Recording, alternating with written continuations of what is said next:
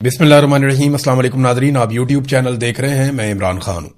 Nadreen, सबसे पहले तो ये दावा किया जाता है कि अरकान असेंबली भी कंपेन नहीं कर सकते, वुज़रा भी कंपेन नहीं कर सकते, और फिर पाकिस्तान तहरीक इंसाफ के ऊपर एलिगेशंस लगाकर उनके लोगों को गिलगित बल्तिस्तान से सूबा बदर कर दिया जाता है, उनके लोगों को गिरफ्तार किया जाता है, पाकिस्तान तहरीक इंसाफ के उम्मीदवारों को नजरबंद किया जाता है, ज्यादातर उम्मीदवारों को कंपेन नहीं करने दी जाती। जबकि दूसरी जानिब पाकिस्तान पीपल्स पार्टी और PMLN जो वहां पे आपस में नूरा कुश्ती कर रहे हैं, उन्हें मुकम्मल सहूलत फराम की जाती है, उन्हें एक दूसरे के लिए यानी वो खुला उनके लिए मैदान छोड़ा हुआ है। पाकिस्तान तहरीक इंसाफ को कहीं निकलने नहीं दिया जा रहा और पीपल्स पार्टी और PMLN को मुकम्मल तौर पर फैसिलिटेट किया जा रहा है। देखिए, अगर अरकान असेंबली पे पाबंदियां हैं और वो इलेक्शन कंपेन नहीं कर सकते, तो फिर नवाज शरीफ साहब ये भी रुकन असेंबली हैं, बिलावल, आसिफा, बहुत सारे और हैं, अता तारण है, आबिद शेर अली है, इख्तियार वली खान है, और बहुत सारे लोग हैं। ये सारे वहां पहुंचे हुए हैं। ये वहां क्या करने के लिए गए हुए हैं? वहां तो गवर्नर पंजाब भी गए हुए हैं। ये सारे लोग कंपेन करने के लिए गए हैं ना, ये कंपेन ही करेंगे और क्या करेंगे। और इनके कंपेन करने के जलसे जुलूस वीडियोस आ रही हैं, जबकि पाकिस्तान तहरीक इंसाफ के लोग काम करना चाहते हैं तो उन्हें मना कर दिया जाता है वहां पे। ये इलेक्शन पाकिस्तान की मिलिट्री एस्टेब्लिशमेंट मैनिपुलेट कर रही है, और कितने अरसे के बाद कर रही है। यानी इमरान खान को निकाले हुए इन्हें 4 साल से जायद हो गए। ये अभी तक इमरान खान की मिथ नहीं तोड़ सके। इमरान खान को जेल में डाले हुए इन्हें 3 साल हो गए। ये अभी तक इमरान खान साहब की मकबूलियत को नहीं खा सके। इनको अपनी हुकूमत बनाए हुए 2 साल से जायद हो गए। जो नई हुकूमत बनाई है 4 साल से तो वैसे ये हुकूमत में ही है। ये अभी तक इमरान खान का मुकाबला करने के काबिल नहीं हुए। आसिम मुनीर साहब आए, उन्होंने अपना टेन्योर मुकम्मल कर दिया, एक और एक्सटेंशन ले ली, लेकिन आज भी वो और उनका पूरा बनाया हुआ निजाम इमरान खान का कैदी नंबर 804 का मुकाबला नहीं कर पा रहा। देखिए, डोनाल्ड लू ने जो साइफर लिखा था, इसके ऊपर पाकिस्तान तहरीक इंसाफ को बात करनी चाहिए थी, लेकिन वो खामोश रहे। उन्होंने इसके ऊपर ज्यादा बात नहीं की। ज्यादातर लोग डरते हैं पाकिस्तान में, और ये हकीकत है, और मेरे ख्याल में वो इतना नाजायज भी नहीं है। आप लोगों को ब्लेम नहीं कर सकते, मारने वाले को ब्लेम करना चाहिए। मार खाने वाले या मजलूम को बुरा क्या कहना। लोग बेचारे एक लेवल तक लड़ सकते हैं, अब बंदूक उठा के गोली तो नहीं चला सकते ना। अब बंदूक को इस्तेमाल किया जाता है, लोग टैक्स के पैसे से जो बंदूकें खरीद के देते हैं, वही बंदूकें लोगों के ऊपर सीधी की हुई हैं। तो लोग अब बंदूक उठा के नहीं लड़ रहे, तो इससे फायदा उठाना चाहिए, निजाम को चलने देना चाहिए। या आप इंतजार कर रहे हैं उस वक्त का जब लोग आके सामने खड़े हो जाएंगे और लोग फिर बंदूक की गोली से भी नहीं डरेंगे। और अल्टीमेटली यही होता है, पूरी दुनिया में यही होता है। जब आप जुल्म को एक लेवल से ज्यादा बढ़ा देते हैं, फिर वो मिट जाता है। तो पाकिस्तान में ये होना तो है। डोनाल्ड लू ने जब ये साइफर आया, उसने जब बातचीत की पाकिस्तानी सफीर से, फिर साइफर आया पाकिस्तान में, जो उसने पैगाम भेजा कि अगर तहरीक अदम एतमाद कामयाब हो जाती है तो सारा कुछ माफ कर दिया जाएगा। उसके बाद हमने देखा पाकिस्तान में कि सारा कुछ माफ कर दिया गया। पाकिस्तान की एस्टेब्लिशमेंट ने जुल्म और जबर के पहाड़ तोड़ दिए, हुकूमत गिरा दी, नई हुकूमत बना ली, बंदर बांट की गई, धांधली की गई, 2 नंबरी की गई, जबरी गुमशुदगियां की गई, अदलिया और मीडिया पर पाबंदियां लगा दी गई, गैर आईनी और गैर कानूनी इलेक्शन करवाए गए, गैर इंसानी और गैर अखलाकी हरकत की गई, कोई पूछगछ नहीं हुई। इलेक्शन पूरा को पूरा चोरी कर लिया, फौजी अदालतों में सिविलियंस को सजाएं दे दी, और अब फिर एक मरतबा इलेक्शन चोरी कर रहे हैं। देखिए, कोई बाहर से आगे नहीं रोकेगा, क्योंकि अमेरिका ने कहा था सब कुछ माफ, तो उन्होंने तो सब कुछ माफ कर दिया। और यूरोपीय यूनियन उस वक्त इस सारे कांड के अंदर अमेरिका के साथ शामिल था। कैसे समझे आप? इमरान खान ने एक दफा तो यह कहा था कि हम अमेरिका को अड्डे नहीं देंगे, और इस पे उन्होंने बोला था एब्सोल्युटली नॉट। लेकिन जब यूरोपीय ममालिक की जानिब से खतूत आ रहे थे और इस बात का पाकिस्तान पे दबाव डाला जा रहा था कि पाकिस्तान यूक्रेन और रूस की लड़ाई में यूक्रेन के साथ खड़ा हो जाए, तब इमरान खान साहब ने कहा नहीं, हम न्यूट्रल रहना पसंद करेंगे, हम रूस के या यूक्रेन के दोनों में से किसी के खिलाफ नहीं जा रहे। इंडिया ने भी यही किया, कई अरब ममालिक ने भी यही किया। लेकिन पाकिस्तान का क्योंकि एक ट्रैक रिकॉर्ड है कि हम एक किराए की बंदूक के तौर पर इस्तेमाल होते रहे हैं, लिहाजा यूरोपीय यूनियन बुरा मान गया। और इमरान खान ने उनको जवाब दिया था हम कोई गुलाम है। एक तरफ एब्सोल्युटली नॉट था ना, तो दूसरी तरफ था क्या हम कोई गुलाम है। ये यूरोपीय यूनियन को जवाब अच्छा नहीं लगा। उसके बाद अब आप देखें कि यूरोपीय यूनियन ने जो कुछ मर्जी हो जाए पाकिस्तान में, किसी किस्म का एक्शन नहीं लिया। और यह बात पाकिस्तान को याद रखनी चाहिए, हर पाकिस्तानी को याद रखनी चाहिए कि यूरोपीय यूनियन जो छोटी छोटी बातों पे एक्शन लेते हैं, पॉइंट आउट करते हैं, वो पाकिस्तान के संगीन तरीन जराइम के ऊपर भी, मिलिट्री एस्टेब्लिशमेंट के खिलाफ या नाजायज बनाई गई हुकूमत के खिलाफ वो नहीं बोले, बल्कि उन्होंने रिपोर्टें दबाई। और जो रिपोर्टें उन्होंने बाकायदा खुद लिखी, उन्होंने बनाई, वो रिपोर्टें भी मंजर आम पे नहीं आई। अभी एक यूरोपीय यूनियन की मेंबर हैं, इनका नाम है काजा कैलस। ये एक एस्टोनियन सियासतदान है, ये वजीर आजम भी रही है एस्टोनिया की, पहली खातून वजीर आजम थी, 2021 में बनी थी, 2024 तक ये वजीर आजम रही थी वहां की। तो आजकल ये एक सफारतकार है, इस वक्त यूरोपीय यूनियन की खारजा उमूर और सलामती की पॉलिसी की आला नुमाइंदा है और यूरोपीय कमीशन की नायब सदर के तौर पर खिदमात सर अंजाम दे रही है। अब ये पाकिस्तान में पहुंची, इसने शहबाज शरीफ से मुलाकात की, फील्ड मार्शल आसिम मुनीर से मुलाकात की, डार से मुलाकात की और बाकी लोगों से। अब इसने ट्वीट किया, काजा कैलस ने, इसने कहा जी कि पाकिस्तान एक अहम इलाकाई ताकत और यूरोपीय यूनियन के लिए एक अहम शराकतदार है। आज इस्लामाबाद में मैंने यूरोपीय यूनियन और पाकिस्तान के ताल्लुकात को मजीद मजबूत बनाने पर बातचीत के लिए वजीर आजम शहबाज शरीफ और इसहाक डार से मुलाकात की। मैंने रावलपिंडी में GHQ में आर्मी चीफ सैयद आसिम मुनीर से भी मुलाकात की। मैंने अमेरिका और ईरान के दरमियान मुज़ाकरात में सहूलतकारी के हवाले से पाकिस्तान के कलीदी किरदार की तारीफ की। देखिए, जो पाकिस्तान ने रोल प्ले किया वो पाकिस्तान ने प्ले किया। पाकिस्तान का कोई भी आर्मी चीफ होता वो ये कर सकता था और इसके ऊपर पाकिस्तान की तारीफ बनती है और सबको खुले दिल के साथ करनी चाहिए। यह पाकिस्तान की हैसियत है, यह पाकिस्तान की काबिलियत और सलाहियत है कि पाकिस्तान यहां पे ये रोल प्ले कर सकता था और पाकिस्तान ने ये रोल प्ले किया जिस पे हर पाकिस्तानी को फख्र होना चाहिए। लेकिन जो जुल्म पाकिस्तान के अंदर हो रहा है उस पे हर पाकिस्तानी को आवाज भी उठानी चाहिए। तो यूरोपीय यूनियन की ये जो नुमाइंदा है, इन्होंने कहा जी कि एक बड़ी मंडी है, पाकिस्तान की सबसे बड़ी बरामदी मंडी यूरोपीय यूनियन है। पाकिस्तान यूरोपीय यूनियन की GSP प्लस स्टेटस का जो मामला है उससे फायदा उठाता है और इसके ऊपर उन्होंने कहा जी कि एक सबसे बड़ा पाकिस्तान इस हवाले से एक मुल्कों में से एक है। अब आप ये देखें कि ये वो खातून नुमाइंदा यूरोपीय यूनियन से आई हैं और ये सारे लोग इमरान खान के मामले पे, ये सारे लोग इंसानी हकूक के मामले पे, अदलिया के अंदर होने वाली 2 नंबरियों के मामले पे, ये तमाम लोग मिलिट्री कोर्ट्स के अंदर सिविलियन को सजाएं देने के मामले के ऊपर भी चुप हैं।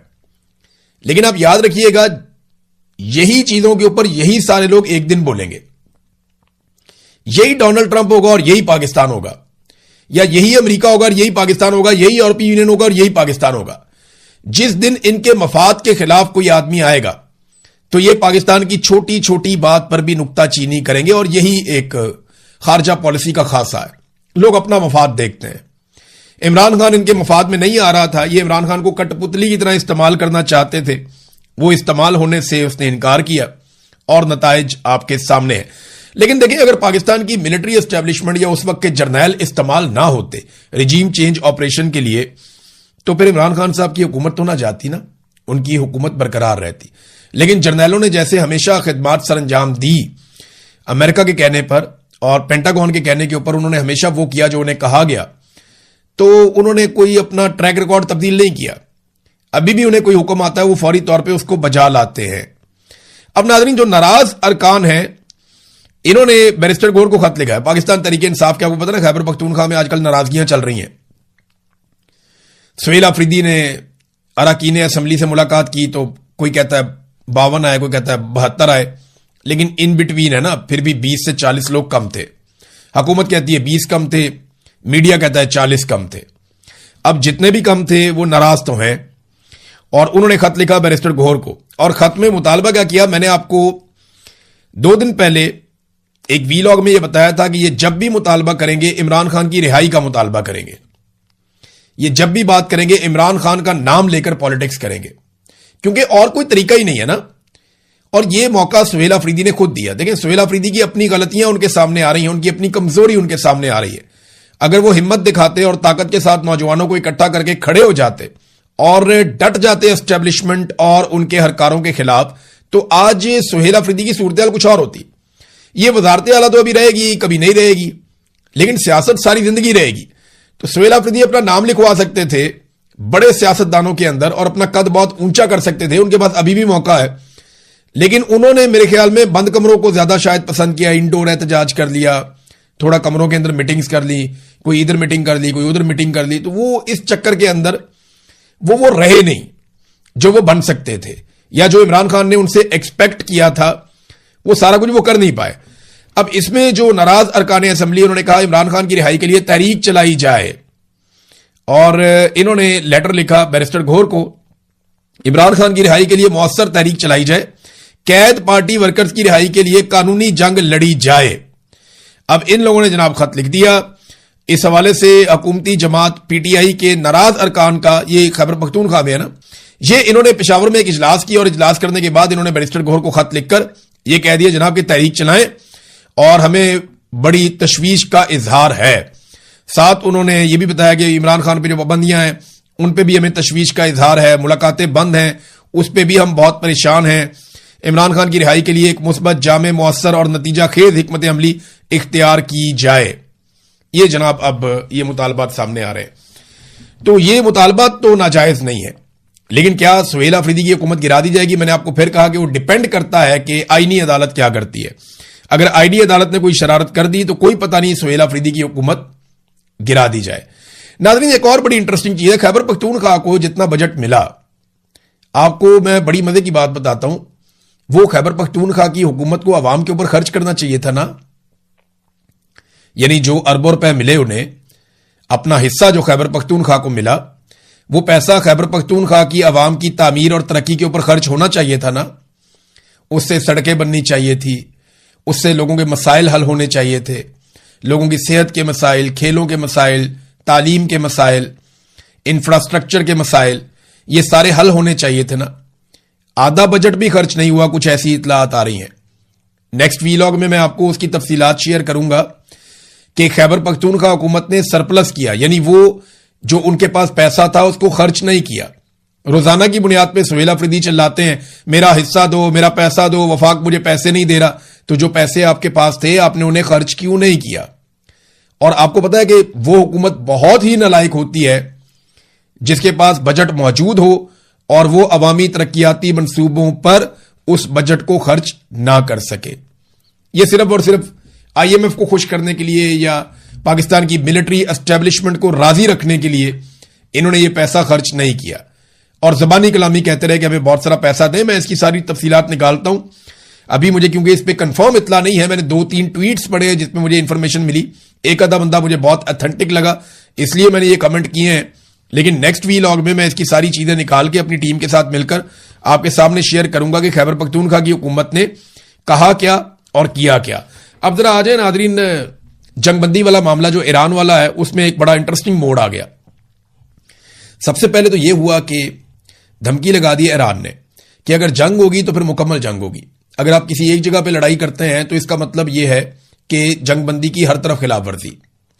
اور پھر ایران نے یہ بھی دھمکی لگائی کہ اگر لبنان کے اندر قتل عام کو نہ روکا گیا تو ہم آبنائے ہرمز کے ساتھ ساتھ بند کر دیں گے باب مندب کو بھی, تو پورے علاقے کی تجارت رک جاتی ہے اس سے.